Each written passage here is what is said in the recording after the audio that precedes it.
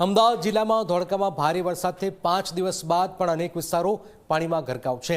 અમન park અને વંદે માતરમ સોસાયટીમાં હજુ પણ ઢીચણ સુધી પાણી ભરાયેલા છે।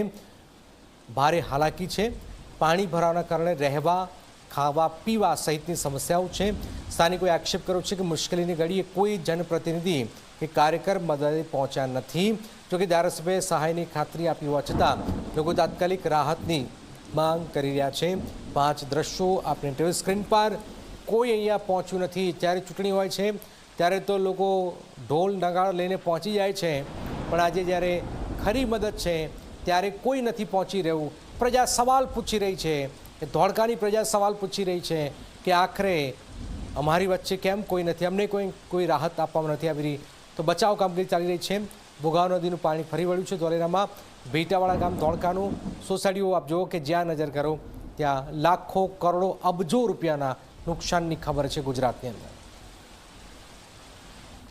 આજે ધોળકા ખાતે અમદાવાદ જિલ્લા કલેક્ટર, ધારાસભ્ય, પૂર્વ મંત્રી સહિત એ પ્રશાસનની બેઠક મળી, જેમાં અલગ અલગ સોસાયટીઓના સભ્યો, ચેરમેન, સેક્રેટરી તેઓ પણ હાજર રહ્યા અને તેમની સાથે એ સીધો સંવાદ કરવામાં આવ્યો કે આ વરસાદી પરિસ્થિતિમાં કયા કારણસર એ પાણી ભરાયા, એના નિકાલ માટે શું કરી શકાય અને કેવી કેવી ઘટનાઓ બની અને શું નુકસાન છે।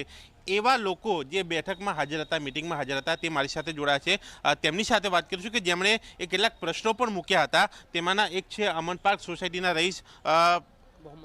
આપનું જે વાત જે છે મુદ્દો હતો, આપનો મુદ્દો એ સોસાયટીની વાત, શું હજુ પણ એ પાણીમાં છે?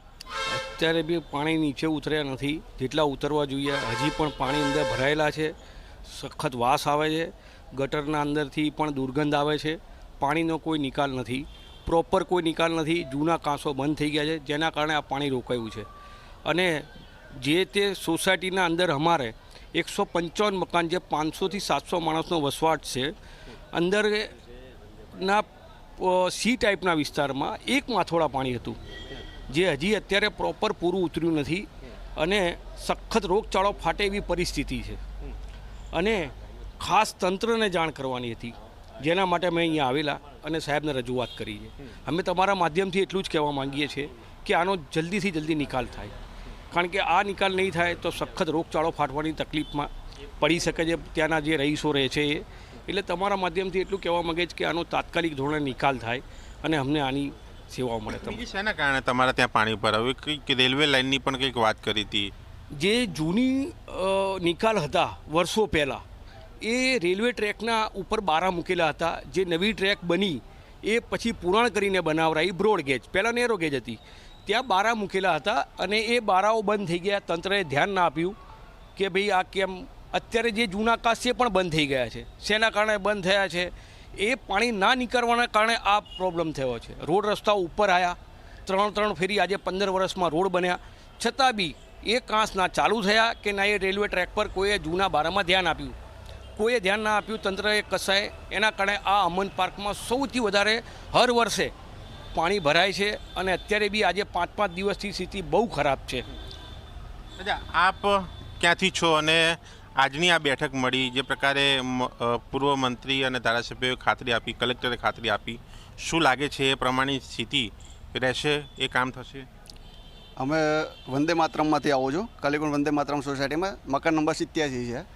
છેલ્લા 4 દિવસથી અતિશય પાણી છે અને હાલની પોઝિશન એવી છે કે અમારી સોસાયટીનું પાણી નથી, બહારનું સિદ્ધનાથની સોસાયટીને આગળ ખેતરોનું બધું પાણી અમારી સોસાયટીમાં જમા થાય છે। એનો કોઈ નિકાલ આવતો નથી। 4 દિવસથી તંત્રનો એક પણ માણસ અમારા ત્યાં જોવા પણ નથી કે માણસ જીવે છે કે મરી ગયા કે શું છે શું નહીં, કોઈ ઇન્ક્વાયરી નહીં। અને બધા જ પોતપોતાના સ્વાર્થ માટે વોટિંગ લેવા થાય ત્યારે બધા આવી જાય છે। અત્યારે કોઈ પૂછવા આવતું નથી કે વંદે માતરમમાં કોણ છે, શું છે।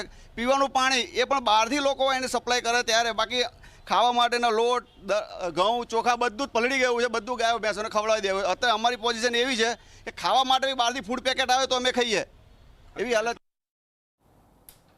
ભારે વરસાદથી સૌથી વધુ પ્રભાવિત ધોળકાના ભેટાવાળા ગામમાં પૂરગ્રસ્તોની મદદ માટે હવે સામાજિક સંસ્થાઓ આગળ આવી છે। સમસ્ત વૈષ્ણવ વણિક સમાજ દ્વારા અસરગ્રસ્ત પરિવાર માટે આશરે 600 અનાજ કીટનું વિતરણ કરવામાં આવી રહ્યું છે। દરેક કીટમાં 2 થી 3 દિવસ સુધી ઉપયોગ બની શકે તેવી 8 જેટલી જરૂરી ચીજવસ્તુઓ છે। પાણીમાં ફસાયેલા મુશ્કેલીમાં જીવતા પરિવારોને તાત્કાલિક રાહત પહોંચાડવાનો આ પ્રયાસ કરવામાં આવી રહ્યો છે। છે, ભયાનક સ્થિતિ છે। આપ જોઈ રહ્યા છો ઝી 24 કલાક, જેમાં ધોળકા પાણી થઈ રહ્યું છે। પ્રજા પરેશાન છે, જનપ્રતિનિધિઓ દૂર છે, સામાજિક સંસ્થાઓ આગળ આવી રહી છે। ભારે વરસાદના કારણે અમદાવાદ શહેર સહિત અમદાવાદ જિલ્લો પ્રભાવિત થયો અને તેમાં સાણંદ, બાવળાની સાથે ધોળકા એ સૌથી વધારે પ્રભાવિત થયા હોવાની વિગતો સામે આવી રહી છે અને તેની અંદર હજુ પણ એ 10 જેટલા ગામો એ પાણીમાં છે અને ત્યાં એ મોટરેબલ રોડ જે છે હજુ શરૂ નથી થયા। એ ગામો જે છે કે જેમાંથી કેટલાક ગામો સુધી હું પહોંચ્યો છું અને સાથે એ તંત્ર દ્વારા મદદ કરવાની સાથે લોકો પણ એ ગ્રામજનોની મદદ કરી રહ્યા છે। અહીંયા જોઈ શકાય છે આ કીટ લઈને ઊભા રહેલા આ ભાઈ કે અહીંયા આ સમસ્ત વૈષ્ણવ વણિક પરિવાર દ્વારા આ કીટ વિતરણ જે છે એ અસરગ્રસ્ત લોકોને કરવામાં આવેલું છે। તેમની સાથે વાત કરીશું। કેટલા દિવસથી તમે આ કીટ વિતરણ કરી રહ્યા છો? કેટલા ગામો સુધી આપ પહોંચ્યા છો અને ત્યાંની સ્થિતિ શું છે તમે જ્યારે જોવા જાઓ છો ત્યારે, આપવા જાઓ છો ત્યારે? હું તો સાહેબ આ પહેલાં જ આ સાંભળ્યું કે ધોળકામાં ને બાજુ બહુ વરસાદ છે એટલે એક મારા મિત્ર છે રાજુભાઈ, એમનો પોતાનો પેટ્રોલ પંપ છે સિમેજમાં, એમની સાથે વાત કરી એટલે મને કે અસિતભાઈ તમે આ રીતની કીટ જો થઈ શકતી હોય તો લઈને આવો। એટલે પછી અમારી સંસ્થાને મેં વાત કરી અને અમારી સંસ્થાએ અત્યારે 600 કીટ આપી છે અને આપણા દશરથભાઈ સાહેબ જે સરપંચ છે, તાલુકા પ્રમુખ, અને અમારા મામા કે જે એમણે અમને મદદ કરી, કારણ કે હું તો કોઈને દશરથભાઈને પણ પહેલી વાર મળ્યો છું ને મામાને પહેલી વાર મળ્યો અને આપને પણ પહેલી વાર મળ્યો। અહીંયા આવ્યા ને એ લોકોએ મદદ કરી કે ચલો આ જગ્યાએ આપવાનું છે એટલે અમે પછી એ રીતે દેખાવાળા પડ્યા। તમે ઘણા દિવસોથી ફરતા હશો તમારો જ વિસ્તાર, કયા કયા ગામોને મદદની જરૂર આ મદદ પહોંચાડવામાં આવી રહી છે? હાલ તો આ ખાલી બેટાવાળા પૂરતી સીમિત છે કે બેટાવાળા ગામ આખા તાલુકામાં સૌથી પ્રભાવિત ગામ છે। અત્યારે હાલે દરેક ઘરની અંદર 4-4, 5-5 ફૂટ પાણી ભરેલા છે, લોકો રોડ ઉપર છે। અમુકને રેસ્ક્યુ કરીને અમે બીજા ગામ શિફ્ટ કર્યા છે। સિમેજમાં અત્યારે હાલ એક કેમ્પ જેવું છે, ત્યાં પણ 100-150 માણસોને રાખે છે। સરપંચ સિમેજના એની દેખરેખ રાખી રહ્યા છે। તંત્ર પ્રયત્ન કરે છે પણ રોડની કનેક્ટિવિટી ન હોવાના કારણે, પાણી વધુ હોવાના કારણે ફક્ત ટ્રેક્ટરથી જોઈન્ટ થઈ શકીએ છીએ અને અહીંથી સીધી અમે જેટલી બને એટલી મદદ કરી રહ્યા છીએ। હવે થોડું પાણી ઉતર્યું છે એટલે આજે પહેલીવાર સમસ્ત વણિક સમાજ તરફથી આ એક કીટ આપવા આવી રહ્યા છે।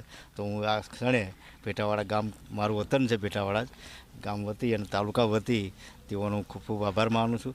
ધોળકા તાલુકાના જાખડા, સમાણી એ બાજુના ગામોમાં પ્રભાવિત છે પણ એના પૂરી હજુ ડિટેલ આવી નથી કારણ કે રોડ કનેક્ટિવિટી થોડી ઓછી। દર વર્ષે આવું થાય છે કે પહેલી વખત? નહીં, આ વખતે પહેલી વાર 2006માં લગભગ થયું હતું, પછી હા એ વખતે થઈ હતી આ પોઝિશન। આ વખતે એકદમ એટલું પાણી આવ્યું। કેટલી વસ્તી છે? ભેટાવાળા ગામની 4000ની વસ્તી છે। કીટમાં શું કેટલા કિલોની કીટ? કીટમાં સાહેબ શું છે કે કીટમાં ચોખા, પછી દાળ, તેલ, ચા, ખાંડ, મરચું, મીઠું અને હળદર, ટોટલ 8 આઈટમ છે અને ચા સાથે 8 ટોટલ આઈટમ છે। એક પરિવારને લગભગ હું માનું ત્યાં સુધી 3-4 દિવસ સુધી થઈ શકે એ રીતનું। તો મને તો બહુ એનો આઈડિયા નથી પણ એટલા દિવસ આ એક પ્રયાસ છે એ લોકોને મદદ કરવાનો। સરકાર તો પ્રયત્ન કરે છે પરંતુ સામાજિક સંસ્થાઓ પણ આગળ આવી છે અને એ રાહત કામગીરી સાથે, રેસ્ક્યુ સાથે આ પ્રકારે કીટ વિતરણ કરવામાં આવેલું છે જેથી કરીને એ ભૂખ્યા સુધી ભોજન પહોંચે અને જે લોકો પાણીમાં ફસાયા છે, જેમને તેની જરૂરિયાત છે, એ લોકો ભોજન કરી શકે। એ ચિંતા એ તમામ લોકો કરતા જોવા મળ્યા છે। કેમેરામેન ઉમેશ સાથે દર્શન રાવલ, ઝી મીડિયા, ધોળકા।